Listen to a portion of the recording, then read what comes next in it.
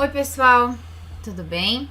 Hoje eu quero falar com vocês sobre a construção das distribuições de frequência em intervalos, tá? Em classes. Nós temos várias formas de construção, mas hoje eu vou apresentar para vocês a forma mais comum e a forma que eu sempre apresento para os meus alunos. Essa distribuição de frequências em classes ela é utilizada para variáveis quantitativas contínuas ou quantitativas discretas quando a amplitude da minha variável é grande, tá?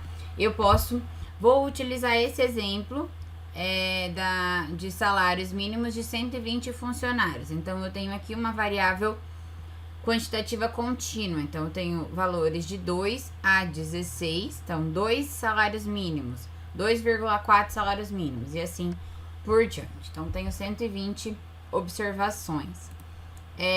O primeiro passo que eu tenho que fazer para construir a minha distribuição de frequências em classes é ordenar os valores. Então, quando eu for realizar a construção manualmente, é interessante fazer essa ordenação, porque quando a gente for realizar a contagem das frequências, isso vai evitar erros e economizar tempo na hora de fazer a contagem das frequências, ok? Então, ajuda bastante os dados estarem já ordenados.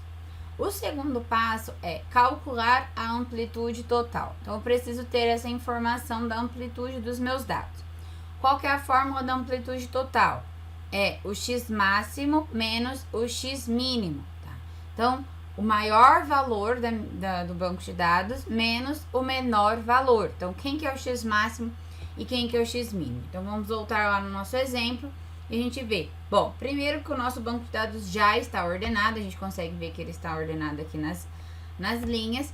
E o nosso menor valor está aqui circulado, né? Ele é o 2, então o x mínimo é o 2 e o x máximo é o 16, tá? Então, podemos substituir as nossas observações para calcular a nossa amplitude total.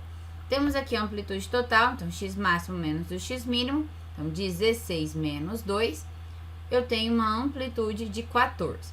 Esse resultado eu guardo, deixo ele ali guardadinho, que eu já vou utilizar ele para definir outras coisas que eu vou precisar para calcular para construir, né, nossa distribuição de frequências em classes, ok? Vou para o nosso terceiro passo. Qual que é o nosso terceiro passo? Eu tô tentando falar rápido pra gente também, pra não ficar muito chato esse vídeo, tá? Que se ficar muito longo, vocês não se interessam, né? Então, o terceiro passo é calcular / definir o número de classes, o número de linhas da nossa distribuição de frequências, tá? Eu coloquei ali uma sugestão, existem outras sugestões, outras fórmulas para calcular o número de linhas ou o número de classes que a gente quer construir. Claro que eu coloquei o barra ali, né, fazer um ou fazer outro, porque, gente, ninguém melhor que o dono dos dados para saber quantas linhas é melhor resumi-los, né? Então, se eu achar que é melhor fazer com 5 linhas, ótimo, eu não preciso seguir nenhuma conta, tá? Então, se você achar que com 5 fica melhor, com 6 fica melhor, gente, o pesquisador é que manda, ok?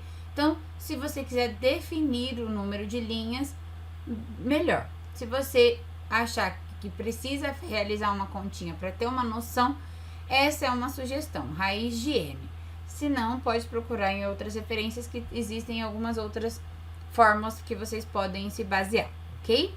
Aqui, no nosso exemplo, eu defini para vocês que nós vamos utilizar um K, ou seja, nós vamos ter um total de linhas igual a 5. Então, a nossa distribuição de frequências em classes vai ficar dessa forma, tá? Então, eu tenho 5 linhas, ok? Claro que eu não preciso colocar o número das linhas ali do lado, é só pra gente ter uma noção aqui da estética de como que vai ficar a nossa tabelinha, ok? Então, uma referência. O quarto passo, então, vai utilizar essas informações que a gente acabou de calcular, tanto a amplitude total quanto o número de classes. Por quê? Porque o quarto passo, ele vai falar, bom, como que eu vou distribuir tudo isso, né? Qual que vai ser a amplitude das classes? qual que vai ser o tamanho do passo que eu vou dar dentro de cada linha, né? Então, eu chamo de amplitude das classes, que é o H, ok? Então, o H é quem? A amplitude total dividido pelo K, tá? Então, se vocês não se recordam, o AT é 14, né? Então, a amplitude total é 14 e o K é 5, ok? Fazendo a continha, então, a nossa amplitude das classes é 2,8. Gente, se vocês quiserem arredondar para 3, ok, não tem problema, pode arredondar. Vai ficar uma estética mais bonita da tabela? Vai, com certeza. Então, a gente sabe que o passo das nossas classes, né, a amplitude das nossas classes vai ser 2,8. E aí, a gente já pode começar a construir. Mas antes de construir, vou mostrar para vocês como que algumas coisinhas que a gente tem que ter, alguns conceitos que a gente tem que lembrar. Bom, toda classe tem um limite que a gente chama de limite inferior, que a gente, né, dá um nome para ele de L'(i), né? Então, esse I aqui é o identificador da linha, né? Então, L'1, então seria o limite inferior da linha 1. E o limite superior, que é o L'ão, né? L maiúsculo no caso, 1 é o limite superior da classe 1. E a amplitude aqui da classe é o H, ok? Que no caso que a gente calculou, o H é 2,8, ok?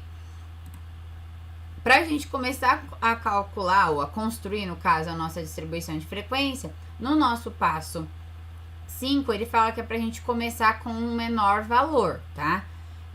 Existem outras formas de construir a nossa distribuição de frequência, onde a gente não utiliza o menor valor, mas aí é o que eu falei, cada um vai fazer de uma forma e ver como prefere que a distribuição fique. Se a gente não começar do menor valor, talvez a gente perca um pouco de informação na hora da construção, né? Então, tem que colocar isso na balança também. Mas, a forma que eu ensino aqui é que a gente utilize um menor valor. Então, o menor valor vai estar incluso, porque aqui o meu intervalo está fechado, então o menor valor é incluso na minha classe. E aí, nessa classe vai do menor valor, mas vai até o menor valor mais o H. Só que esse valor não vai estar incluso. Se vocês notaram aqui, o intervalo está aberto, tá? Então, esse próximo valor vai estar incluso na minha segunda linha. Então, vamos ver isso lá na hora de montar nossa tabela, tá? Então, o primeiro valor aqui, o menor valor, é o 2, né? O x mínimo. Então, começo com o 2 e no limite inferior. E o limite superior da classe 1 vai ser quem? 2 mais H. Então, 2 mais H, que é 2 mais 2,8, vai ser, então, 4,8. Fazendo isso, então, eu tenho a minha primeira classe. Então, o 2 está incluso e o 4,8 não está incluso, porque o meu intervalo está aberto. Então, quando eu for construir a segunda classe, o meu 4,8 vai estar incluso na minha segunda classe, ok? E assim, eu continuo construindo, sempre mantendo a minha mesma amplitude, né? Padrão. Então, 2,8 em 2,8. Agora, eu já posso contar quantas observações eu tenho dentro de cada classe. Então, quantas observações eu tenho dentro da classe 1? Bom, dentro da classe 1, eu vou contar as observações do valor 2 até o valor 4,7. O 4,8 não entra dentro desse intervalo. Então, vamos para o nosso exemplo. Então, eu vou contar aqui do 2 até o 4,7. Então, eu tenho aqui 29 observações, ok? Podem contar aí e conferir, mas vocês confiam em mim, ok? Então, 29 observações. Na próxima classe, que é a classe 2, eu tenho as observações do 4,8 ao 7,5. Então, vamos lá, vamos contar. Então, do 4,8 ao 7,5 também tenho 29 observações. Do 7,6 ao 10,3, eu tenho 16 observações. Do 10,4 ao 13,1, quantas observações nós temos? 15, 16, 22 observações. Isso. E do 13,2 ao 16, e aí aqui eu posso contar o 16, porque ele está incluso na minha última classe, eu tenho 24 observações. E aí, somando todas as minhas frequências, eu tenho as 120 frequências, os meus 120 funcionários contabilizados aqui em todas as classes, ok? Bom, esta é uma das formas de construção da minha distribuição de frequências em classes. Se alguém tiver alguma dúvida, é só deixar nos comentários. É isso por hoje. E eu vou gravar um vídeo sobre as frequências, as colunas complementares que a gente pode construir, tanto para essa tabela quanto para os outros tipos de tabela. Então, aguardem que vai sair também aí mais tarde no canal. Tchau, tchau!